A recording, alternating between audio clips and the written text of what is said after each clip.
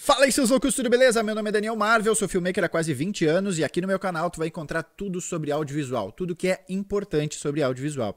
E hoje a gente vai falar sobre quais os propósitos do B-roll. Muito se fala sobre B-roll, B-roll virou uma moda, vídeos de B-roll. Vamos falar sobre quais são os propósitos do B-roll, beleza? Quer saber sobre isso? Fica aqui comigo então.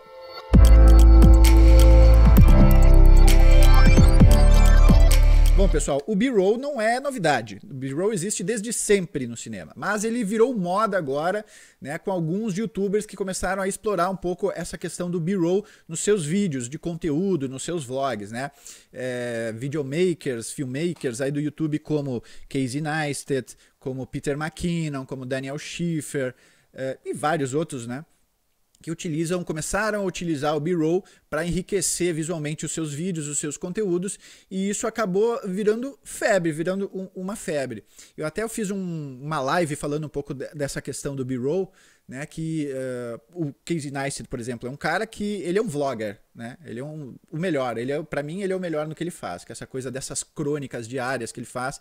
Durante muito tempo ele fez um vlog diário e ele utilizava justamente o B-roll para enriquecer as suas narrativas, enriquecer a história, porque senão ia ser muito monótono, né? Ficar parado ali falando, né? Mais ou menos como eu estou fazendo agora, sentado para frente da câmera e falando. Então ele optou por sair para a rua. Então ele andava de skate, ele anda de skate, agora está morando em Los Angeles, né? Se não me engano, mas ele morava em Nova York, andava pela cidade de Nova York e ao mesmo tempo que ele ia falando, ele mostrava a cidade, fazia time-lapses. Então isso deixava o vídeo dele mais rico.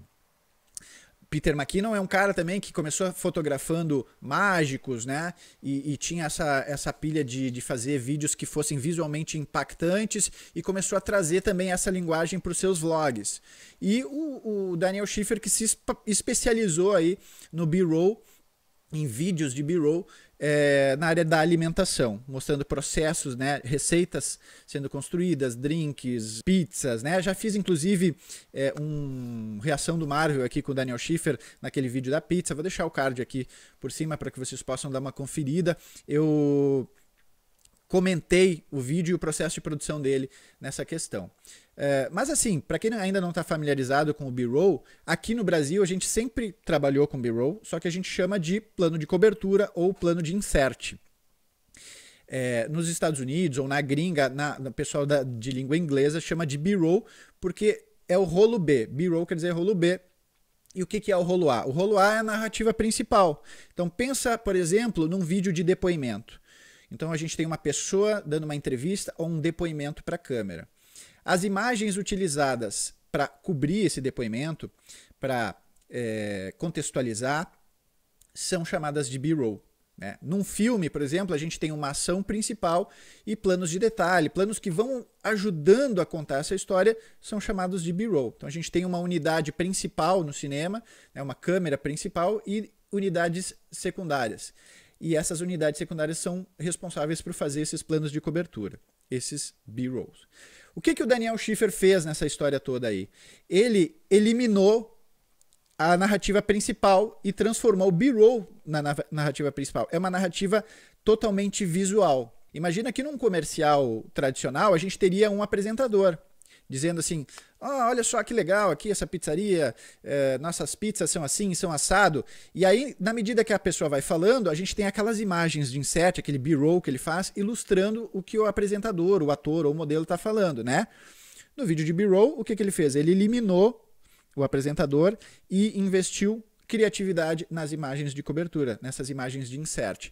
E aí, por isso que a galera chama de vídeo de B-roll. Eu faço vídeos de B-roll.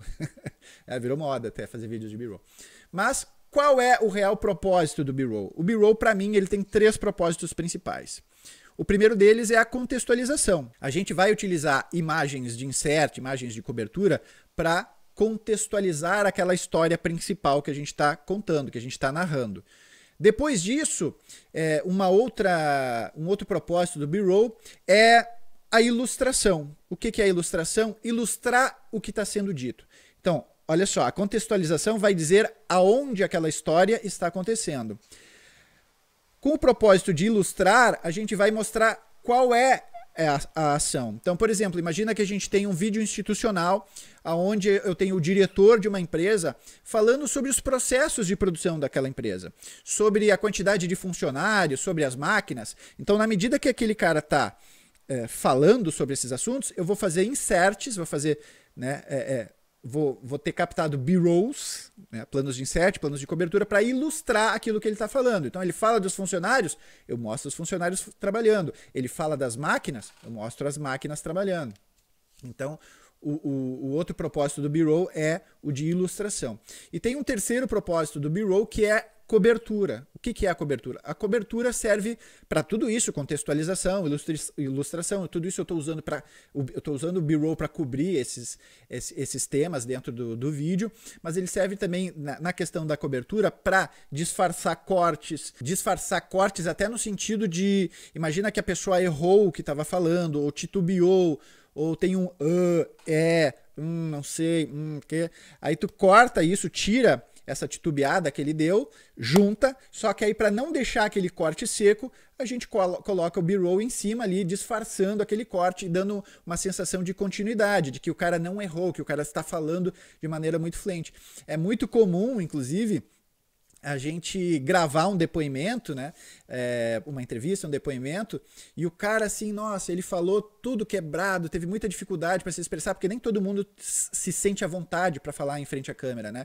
Então, às vezes o cara tá ali dando um depoimento e, pô, ele erra bastante, pede para voltar, aí fala de novo 2, 3 vezes, e a magia da edição é justamente cortar esse depoimento dele e fazer com que pareça que ele está falando de forma muito fluente. E a gente disfarça esses cortes com esses B-rolls. Então, assim, o B-roll, além dele ter se tornado um formato de vídeo hoje em dia, que elimina a narrativa principal, elimina o apresentador, elimina o ator, o modelo, e foca exclusivamente no produto, né? Que é o que a gente chama também de pack de produto, que é imagens apenas de produto, e transforma isso numa linguagem mais criativa, mais dinâmica, que é bem legal, funciona bacana hoje em dia, né? Mas ele também tem, dentro da estrutura tradicional de produção de vídeo, essas 3 funções: contextualização, ilustração e cobertura. Beleza? Eu preparei um videozinho aqui que eu fiz do Tito. O Tito é um adestrador de cães, adestrador de cães. B-roll aí, por favor, para cobrir isso aqui. O Tito, ele é adestrador da minha cadela, que é a Lat, né, uma Pitbull. E eu aproveitei para fazer um vídeo para mostrar isso que eu falei aqui: contextualização, ilustração e cobertura. Então eu contextualizei, apresentando ali ele, apresentando o cachorro. Eu ilustrei as coisas que ele falava, mostrando ele fazendo aquelas coisas. E usei também o B-roll como cobertura para disfarçar alguns cortes, alguns erros na fala dele, para deixar a coisa mais fluida, mais dinâmica. Dá uma olhadinha aqui no vídeo para ver se tu consegue enxergar esses três propósitos do B-roll. A Lat é uma Pitbull de 9 meses e a minha maior preocupação nesse primeiro contato com ela é criar um vínculo de confiança e de amizade.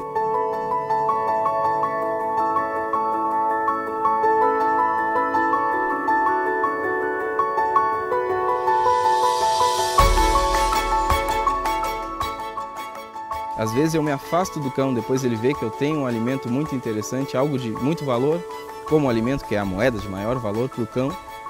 E presta atenção que ela vem e se aproxima de mim. Sempre que ela chega perto de mim, eu recompenso ela, faço carinho, e isso vai mostrando para ela cada vez mais que eu sou uma pessoa legal, de confiança, e que é legal ela me ter por perto.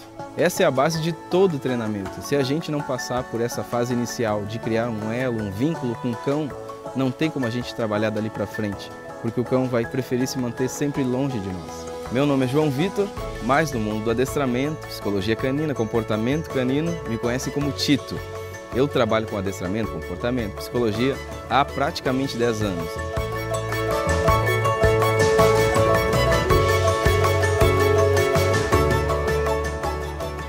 Eu, como trabalho com cães agressivos, cães muito reativos, que são aqueles cães medrosos, que às vezes parece que são mansos e quando tu já está com a mão neles, eles mordem. Tem muita família que eu pego que ela já está desacreditada, que é a última opção. Se não der certo, o cachorro vai para adoção, vão se desfazer do bichinho. E ver a felicidade nos olhos deles quando eles veem o cachorro mudado, socializado, brincando com outros cães, com outras pessoas, crianças, idosos, tranquilamente, isso não tem dinheiro que pague.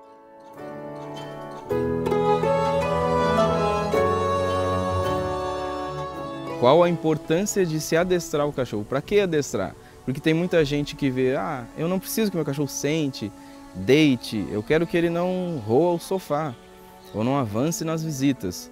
O adestramento de obediência é a alfabetização do cão. É o primeiro treinamento que o cachorro vai ter independente da função dele. Se ele vai ser um cachorro de companhia, se ele vai ser de guarda, de faro, pastoreio, ele tem que ter o adestramento de obediência, porque isso vai mostrar para ele qual é o lugar dele dentro da matilha. Por mais que a gente seja uma família de 5, 6 pessoas e um cachorro só, isso é uma matilha aos olhos do cão. E ele tem que saber qual é o lugar dele, que é de seguidor e não de líder. Adestrando o cachorro, a gente mostra para o cachorro que nós somos a referência para ele. Isso tira um peso das costas dele. O adestramento não é bom só para o cão. O adestramento é bom para a família, para os tutores, porque ter um cão educado, socializado, com cães, pessoas, ambientes e situações diferentes, deixa o convívio com a família muito mais harmonioso.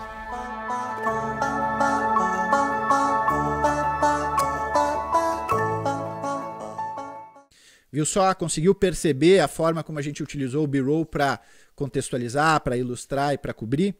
Beleza, então era isso, pessoal. Eu queria deixar claro para vocês que além dos vídeos de B-Roll, o B-Roll sempre fez parte da nossa produção de vídeo e sempre fez uma parte muito importante, porque contextualizar, ilustrar e cobrir são coisas muito importantes dentro da estrutura narrativa, dentro da forma com que a gente monta um vídeo para que ele seja mais atraente, mais agradável de se assistir. Beleza? Então, espero que tenha gostado do vídeo. Deixa teu comentário, tua sugestão para um próximo vídeo. Não esquece de deixar o teu like e de te inscrever no canal. Falou? Tchau, até a próxima!